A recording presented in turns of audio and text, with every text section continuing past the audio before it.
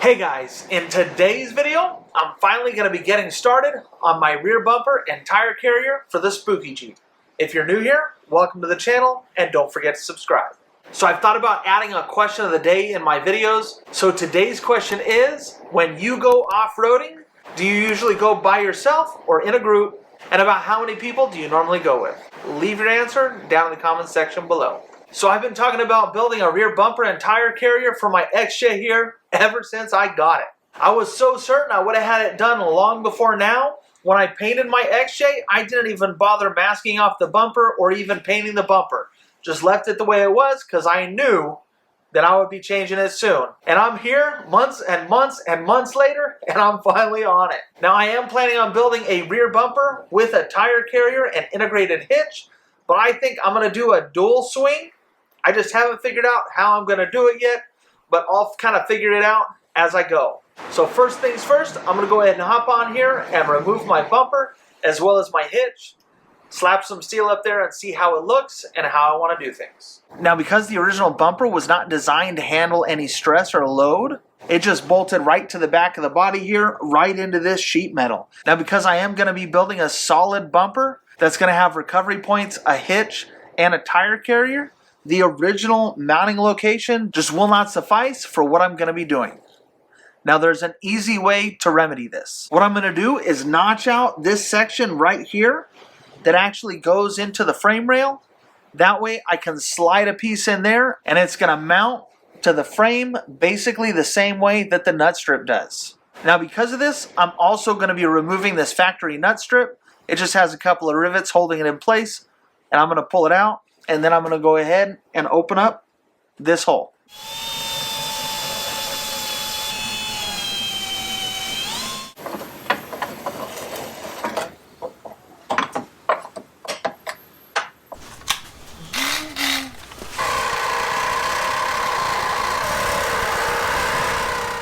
So as you can see, I have got my holes opened up, and what we're looking for is enough clearance to be able to slide 2-inch square tubing through.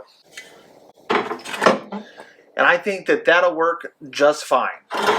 Now something I did a little different from what I've seen a lot of, most people will just take and cut the hole out completely. What I did is I cut out a small portion of it and then folded it in. That way it's a nice folded edge and I can weld all this together later if I need to, but it's kind of all just folded together. It's a nice solid surface, everything's connected. There's not going to be any gaps, and my 2-inch square tubing still slides in fine. So now looking down the frame, there's a couple of things we need to take into account.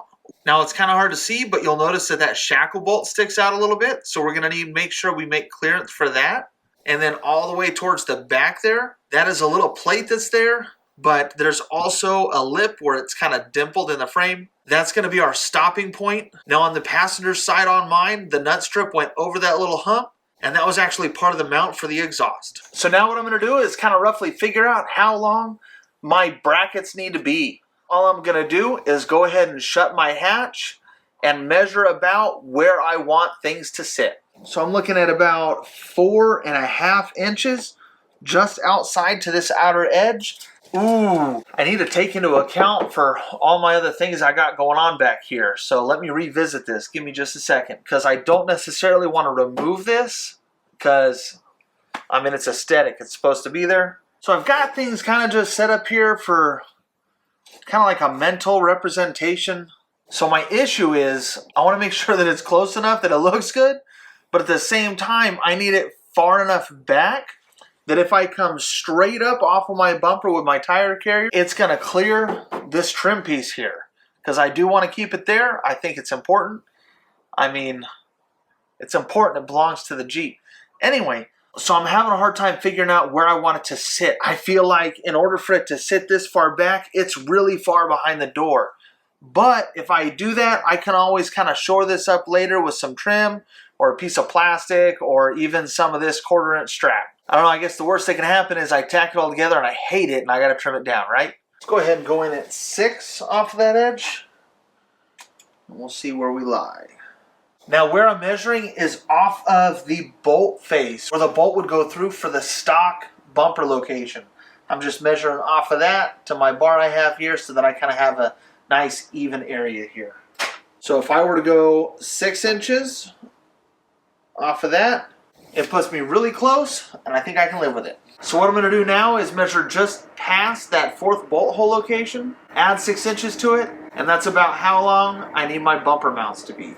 So we are looking at about 8 inches, which should make 14 to the back of my bumper. So we're going to cut my brackets at 14 inches long.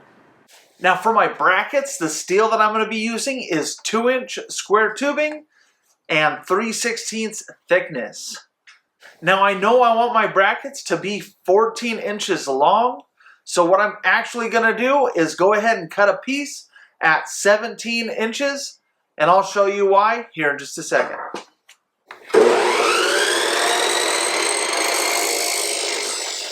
So the reason why this is actually cut just a little bit longer is I'm going to be using this one piece to make both of my brackets.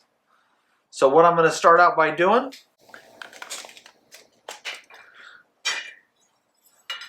is I'm going to measure out 3 inches from the very end, and then I'm going to go ahead and flip this over and do the same thing on the opposite side on the opposite end.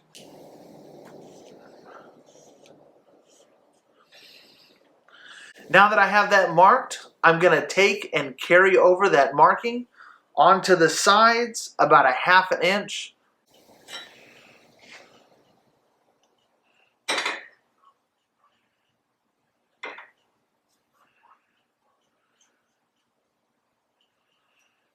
And with that completed, I'm going to take a straight edge and connect those 2 1/2 inch lines.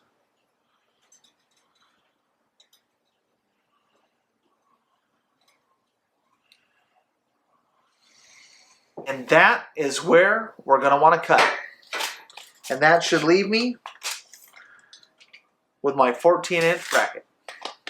So I'm going to go ahead and cut down with my angle grinder, get it cut down to where I want it to be. Same on this one, and then just connect the lines.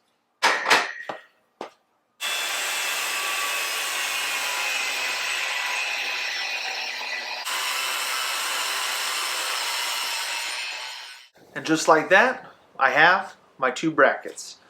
Now to show you guys again, all I did was kind of mark it out just like that, cut it out. Now I have 2 nearly identical brackets. So the next thing I'm going to do is get started cutting the actual bumper. Pause for dramatic effect.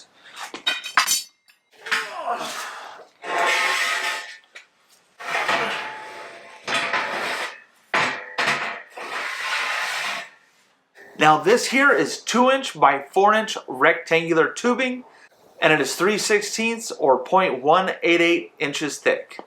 Now one thing I regretted about the last bumper I built is I didn't make it wide enough. So I'm actually going to just add a few inches to the last one I built, and I'm going to be cutting this out at about 63 inches. The only downside to that is this is a 10-foot stick. I'm going to end up with 3 inches short of 5 foot on one stick and a perfect cut on the other. But that's alright, I'll figure out something to use it for down the road. Now let's flip that over and repeat that again. I screwed up, not 53, 63. God, that could have been horrible. Let's try this again. And now I just got to get to cutting. So now rather than set my bumper up here in place and kind of tack everything together in place, I'm going to do something just a little bit different. I'm going to measure between them, and I've got about 34.55 inches between the two. Now the next thing I'm going to do is find roughly center. So since it is 63 inches wide, I'm going to measure out 31.5 inches, and that should be directly on my center line. And now what I'm going to do is go ahead and take my 34.55 measurement and split it in 2, and then measure out from my center, and that's where I need the outer edge of my brackets to be. So we should be measuring out 17.275. And now all I gotta do is line these up, square them up, and get them tacked in place.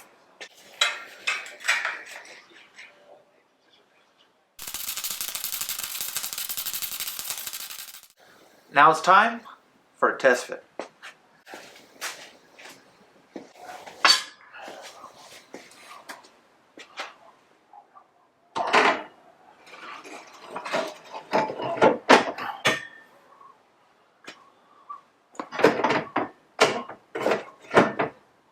God, that gap's terrible. But that's alright. I'm going to fix that later. It'll look good when I'm done, I swear.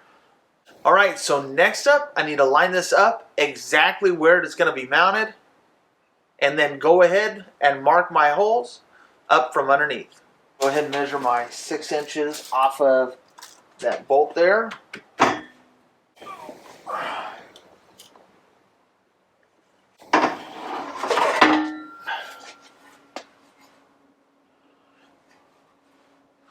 Alright, and now that all the holes are marked, we can go ahead and start to drill them out.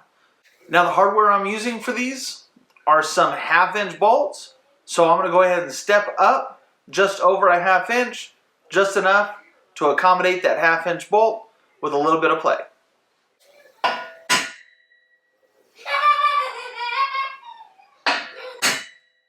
I think I scared my son and now he's laughing. Nervous laughter when he gets startled. It's great.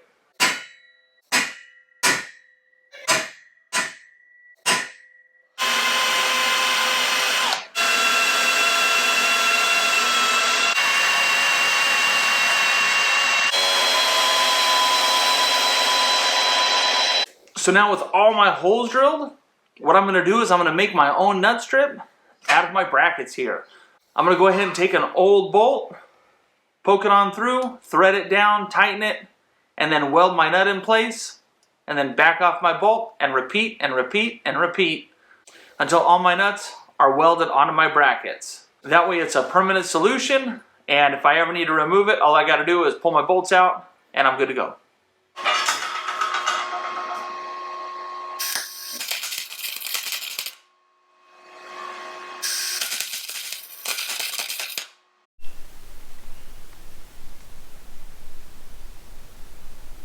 And now because we can't have a rear bumper without some recovery points, I went ahead and picked up a couple of these and we're just going to mount them right to the face of the bumper.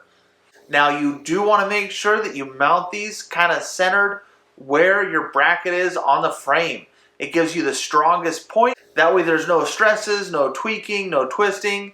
It's going to pull straight off the frame. A nice solid place to pull from and you don't have to worry about it. So I'm going to go ahead and center this up right over my bumper bracket. So we're going to call that center line. And over here we're going to do the same thing. Now just like my brackets, I'm going to go ahead and square this up using my speed square here. Kind of get it centered and tack it in place. So because I'm going to be removing the hitch from my Jeep, I'm going to go ahead and add a receiver tube to my bumper. Now I know a lot of people will actually run it through and have it inside the center of the bumper. Me personally, I would prefer to mount it right to the bottom, and that is for a couple of reasons. I honestly don't think that the hitch on the bottom is going to hurt my departure angle enough to matter, and also the drop down hitch required. I already needed a significant drop down hitch, and now my hitch is going to be mounted even higher at the bottom of the bumper. So in that case, every inch does kind of help. So I'm going to go ahead and get this tacked to the bottom, get it centered up the best that I can, get it squared up the best that I can, and then go from there. Now the most important thing when doing this is making sure that you're mounting it to the correct side. Now because it's 63 inches wide, I know my center is, said it earlier, 31.5. Good job, guys. So we're going to go ahead and mark out 31.5. Put a little dot there. Ooh. And because I know that that receiver tube is exactly 2.5 inches wide, I'm going to measure off of my center line 1.25 inches in either direction.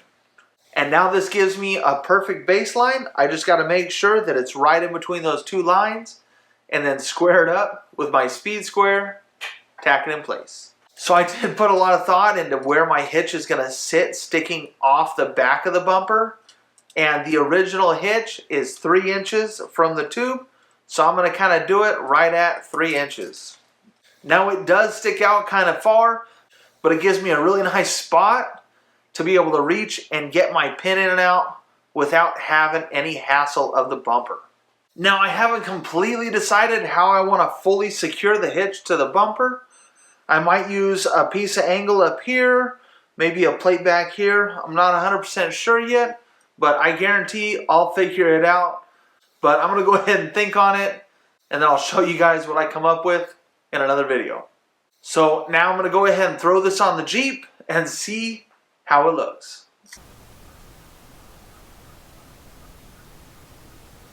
So it's not perfect, and I already see some things that I want to change, but overall I'm happy with the way that this is turning out. So this is all I have time for today. We're going to go ahead and finish this up in a later video. This is actually going to be part of a series of videos because trying to cram everything all in 1 week has been extremely difficult. So make sure you subscribe. That way you can catch every bit of this bumper build. Anyway, hopefully you liked this video. If you did, make sure you give it a thumbs up. As always, don't forget to subscribe. You can check me out on Instagram at It's Project Venture, as well as the Tickety Talk at It's Project Venture. Thanks for watching.